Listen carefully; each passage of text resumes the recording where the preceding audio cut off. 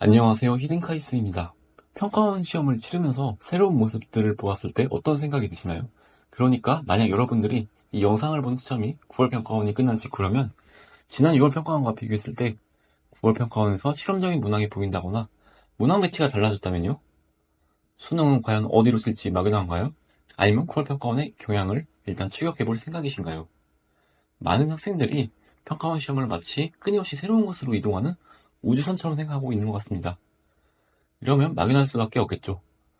하지만 우주선 대신 내가 만져볼 수 있고 좀 더 친숙한 장난감처럼 생각해 볼 수 있는데요.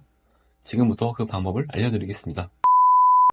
혹시 어렸을 때 RC카, 즉 무선 장난감 자동차를 조종해 본 적 있으신가요? 만약 직접 해보진 않았더라도 친구들이 갖고 노는 것 한 번쯤은 본 적 있을 겁니다.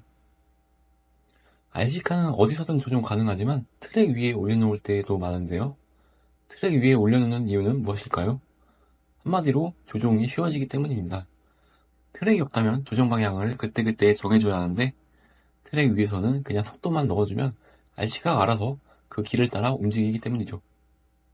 또한 RC카가 움직이면서 시야를 벗어나지 않도록 해야 하는데 만약 너무 멀리 간다면 직접 따라가기도 해야 합니다. 모터가 좋은 모델들은 시속 70km까지도 속력을 낼 수 있다고 하는데요. 이는 실제 국도 위를 달리는 웬만한 사들보다도 빠른 것이므로 트랙 밖에서는 성능을 풀러내면서 갖고 노는 것이 쉽지 않을 것입니다. 그러나 RC카가 트랙 위에 있다면 어떨까요? RC카가 움직이는 범위가 고정되어 있으므로 항상 내 시야에 들어오게 되면서 그 움직임을 계속 추적하고 있을 필요는 없겠죠. 아무리 빨리 달리더라도 자리에 앉아서 감상을 할 수 있습니다. 여기서 RC카를 평가원 시험에 비유한다면 그 움직임은 매번 치러지는 평가원 시험의 모습이라고 할 수 있습니다. 내가 직접 조종하는 것이 아니라 친구가 조종하는 RC카의 모습을 생각해 보세요. 조종하는 스타일은 친구의 마음이기 때문에 내가 예상한 방향으로 움직일 수도 있지만 갑자기 방향을 바꿀 수도 있겠죠? 평가원도 마찬가지입니다. 어떤 시험지를 만들지는 내가 아닌 평가원 출제자들의 마음이니까 그 출제 방향이 내 예상대로일 수도 있고 그렇지 않을 수도 있다는 것이죠.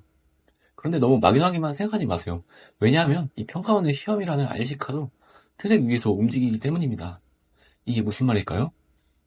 첫 번째, 움직이는 방향을 볼 수는 있다고 하더라도 따라갈 수 없을 정도로 시야에서 확 사라지는 것이 아니라는 겁니다. 물론 평가원도 마음만 먹으면 그렇게 낼 수 있는 능력이 있습니다.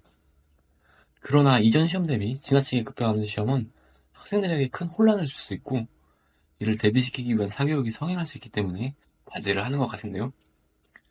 여기서 구분해야 할 것은 가벼운 수준의 변화, 그러니까 신유형 한두 개 정도 등장하거나 문항 배치의 작은 변화 등은 충분히 있을 수 있다는 것입니다. 이것이 RC카가 트랙에서 방향을 바꾸는 것에 비유할 수 있는 것이죠. 두 번째, 움직이는 방향을 아무리 바꿔도 그 모습이 완전 새로운 것이 아니라 일정 범위를 벗어나지 않는다는 것입니다. 가령 전년도 수능 스타일과 그 다음에 6월 평가원의 스타일이 많이 달랐다고 하더라도 그게 지금까지 경험해보지 못한 어딘가로 끝없이 떠나고 있는 것이 아니라는 거죠. RC카가 움직이는 방향을 몇 번 바꾸더라도 여전히 그 트랙 위에 있는 것이며 그 길은 이미 이전 사이클에서 지났던 것이잖아요. 마찬가지로 평가원이 새로운 모습을 보여주고 있다고 하더라도 그것은 수능에 입문한 지 대부분 1년 차인 여러분들에게는 정말 처음 보는 모습이라 당황할 수 있겠지만 수능 전체의 역사에 있어서는 사실 30년 전체로 볼 것도 없고 10여 년 정도만 봐도 대부분 그 안에 들어온다고 보시면 됩니다. 물론 교육과정이 계속해서 변화했기에 여러분들은 체감하기 어려울 수는 있습니다.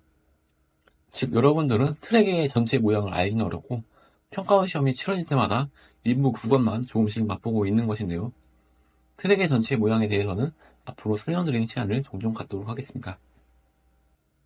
이번에는 트랙을 쪼개서 조금 더 구체적인 비유를 해보겠습니다. 이를 몇 가지 유형으로 분해해서 생각해보는 건데요.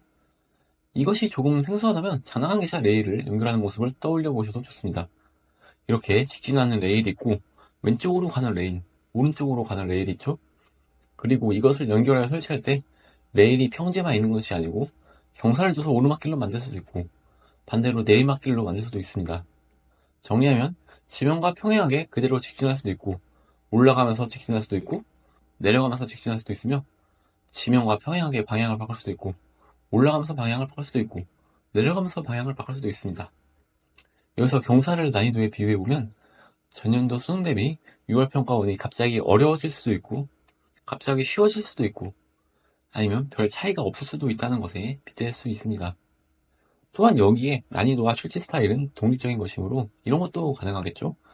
가령 어려워졌지만 출제 스타일은 변하지 않거나, 난이도는 그대로인데 출제 스타일만 변하거나, 쉬워지면서 출제 스타일마저도 그대로일 수 있죠.